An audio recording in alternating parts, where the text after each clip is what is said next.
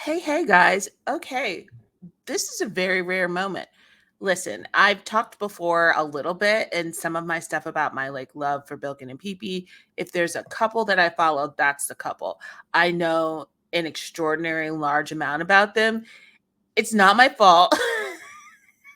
Not my fault. Listen, I have one of those memories where information just gets trapped in there, and once I know it, I know it. And when I watched I Told Sunset About You, that was my very first BL. And when I watched it, I didn't know what BL was. I just watched gay and queer media. So I'd watch a lot of movies, a lot of TV shows, foreign and American. And this was back when I Told Sunset About You first came out. So I didn't know there was any Thai, Japanese BL world. I didn't know anything about that. I just saw a show. I thought it was excellent. And I grew up in theater. I grew up in acting. I love the process just as much as I love watching art. I say the creation of art is just as interesting as the art itself. So for them, I was like, oh, I will watch the behind the scenes. I watched the behind the scenes and I was like, oh, this is very much about their story. Well, how did that work? And then also there was a kindness. I don't know how to explain it. And now I know it is attributed to Thai filmmaking, but also Boss himself as a director. Oh, we're going all over the place. But there is a kindness and there's a tactile nature to how they do behind the scenes work. And I was so fascinated by that. And it's my need to one understand their story and then one see more Thai media to see if every show was like that or was it just Boss in this production. That's what got me into BL. That it was so innocently my thirst for knowledge that sent me in that direction. The more I learned about these two stories, which I know I promised a video. If you can't wait for me, I know a lot of you are not TikTok people, but if you can't wait for me, there's a ton of stuff I have on TikTok. I in another life would have been a documentary maker. Yes, that was a dream of mine many years ago. And so I kind of was like, if I were doing a where are they now kind of, or you know how celebrities have these shows that do their full backstory, what would that look like? And that's the approach I was taking. It's I'm going to learn everything it is about their story because I do think it's particularly unique, not just in Thai media, but just as a way into entertainment industry and how they move with their businesses and with their relationship. It's all very fascinating to me. Anyway, oh my God. That being said, I've never I'm I am I'm usually on top of it. So if I wake up and they have something new, I've seen it. I'm not going to make one of these videos. There's no time to wait, you guys. I've done it already. But life has been lifing. Work has been a lot. I've also I talk about my health stuff up here all the time, and I'm trying to regulate, get good sleep, get on a better eating schedule, eat differently, figure out what triggers my cough so that you guys don't have to listen to me hack a lung when I do these. So I'm working on all of these things, which meant this morning I just got up, I did my thing, I just made coffee. We're there right now. So I've now watched this video.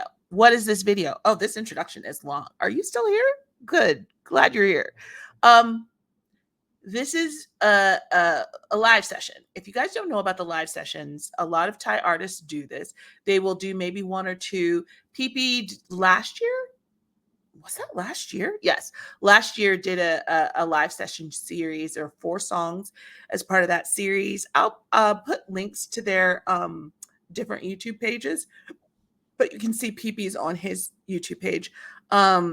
And Bilgin's done one-offs here and there, but he hasn't done his own, which I want so badly. I need him to do it. So this is a live session, but they're partnering with BUS7. So BUS is a T-pop group. They did a T-pop survival show, and the reason they're so connected is I'm going to say his name wrong. Young. I'm just going to say young. He was the director or CEO of Nadal, which is the company that Billkin and PP were a part of. That company ended up closing. It was more of a management company, more management and actor growth. They were really there to train the actors up, media wise, acting wise, connect them with people, set them up so that they could be big in the entertainment industry. But also they made shows. So they did produce I Told Sunset About You in conjunction with like GDH, which is also a subsidiary of GMM. There's a lot of I know too many things, you guys. I know too many things. But like all of that. So they made all of their shows are quality. My Ambulance. Oh, oh, the one that the one that tours and mm, somebody put it in the comments because my brain is blanking. I'll put it in my description. Some list of some of their shows. Anyway, woo, all over the place. He closes. These two go off and create their own companies, but stay together, working together. So they have Bilkin Entertainment and then PP Crit Entertainment. But they also have a BKPP Entertainment, but it has never been announced.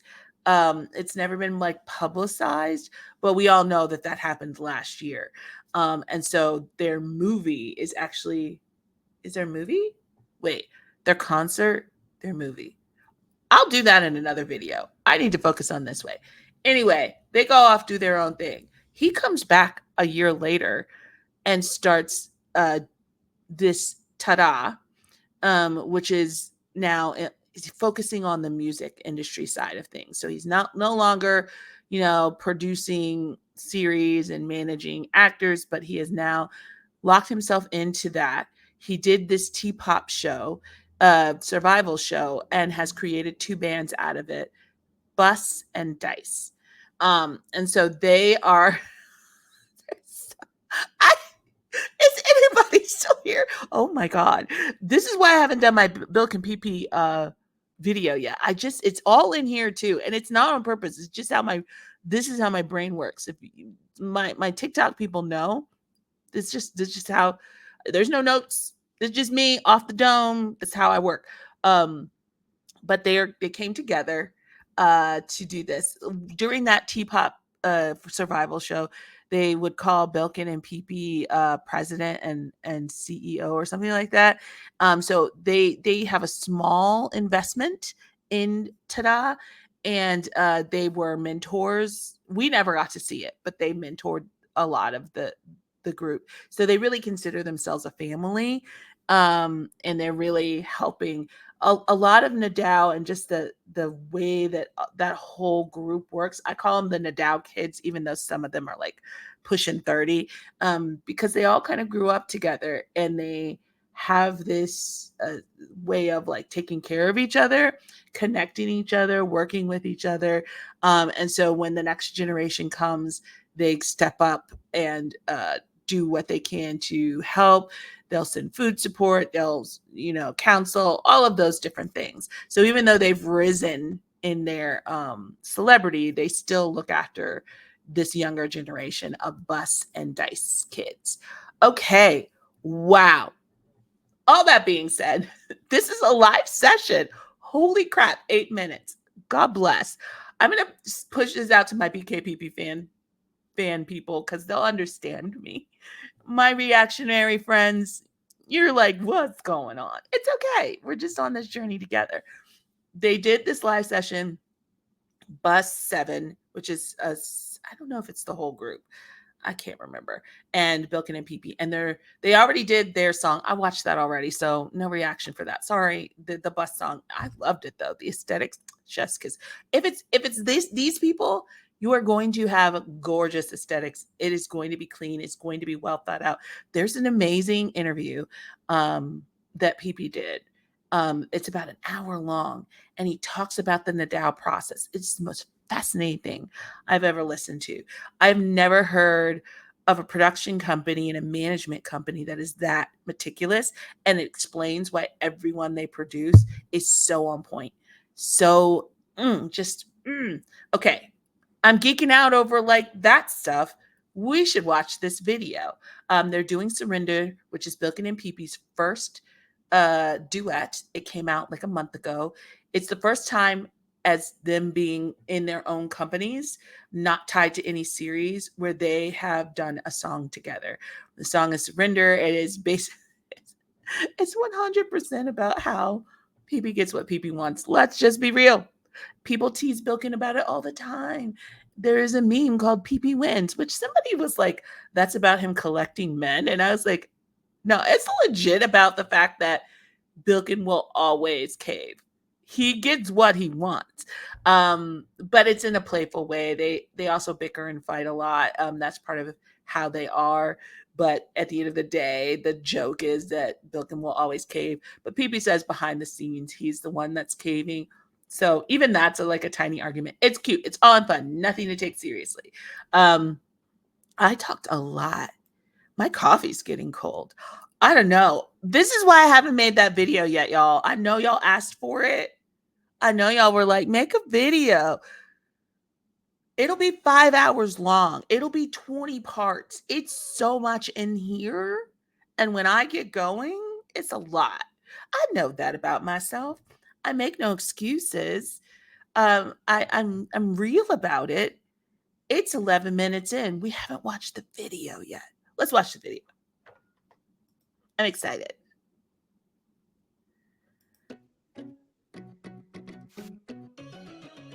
Note. ร้ายยังไงก็ไม่ผิดฉันรู้เธอคงจะไม่ติดที่ชอบฉันแล้วก็ทนดีแค่ไหมเธอให้ไปทางซ้ายก็โอเคให้ไปทางขวาก็โอเคคอยบริการ This song is so cute. Oh, Ty. Oh, this is great. Okay, wait. If you've watched I Told Sunset About You, that's Kupono, who was boss, and I Told Sunset About You. So now he's in the T-pop group that Young owns, BUS. So it's all in the family. I don't know. I like that it's so interconnected. Also, he sounds great, and he was a great dancer. ยังไงฉันต้องเป็นคนชนะ You, ก็เธอ babe. ไม่ยอมอ่อนฉันเลยต้องยอมก่อนถ้าเป็นเพราะโอเคฉันพร้อมเก่งจริงต้องยอมฉันก่อนนะเธอได้กันทุกวันก็ไม่ได้รักเธอน้อยลงมา So this is so interesting because in theirs they sat and at the microphone, but with Bilkin and PP they're dancing. I mean, it makes sense because this is more a dancing song. I bet they do this at the concert. They have a concert coming up September. ตามใจตัวเองอีกนิดหน่อยให้เธอตามใจก็ปล่อยๆไม่หวานไม่ขมแค่อร่อยแค่ไม่เธอ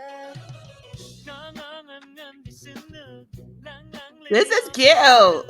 ตามเธอไปไม่เงินจุกแค่ไม่เธอฉันเป็นคนไม่ชอบแพ้ใครไม่ว่ายังไงฉันต้องเป็นคนชนะก็เธอไม่ยอมอ่อนฉันและต้องยอมก่อนเธอเป็นเขาแค่ฉันพร้อมเก่งจริงต้องยอม I like this a lot. This is way more fun than I was expecting.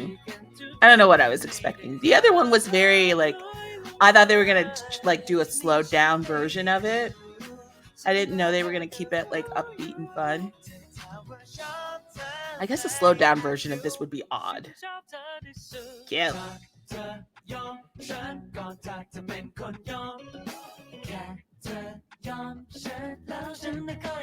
Those two dancing just tickles me because neither one of them were dancers and they've just like really worked hard.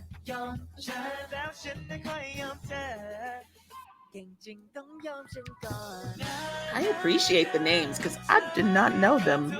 I knew Capono and Mark Chris, who I haven't seen yet. But maybe this is BUS7, so it's not all of them.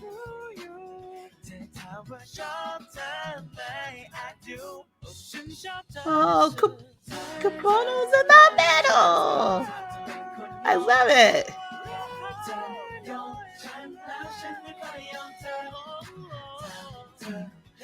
ฉันก็จะเป็นคนยอมแค่เธอยอมฉันแล้วฉันไม่ค่อยยอมเธอ Cute. Love it. Super duper cute. Look at their. I'm so like, look, they got their little insignia. You don't understand.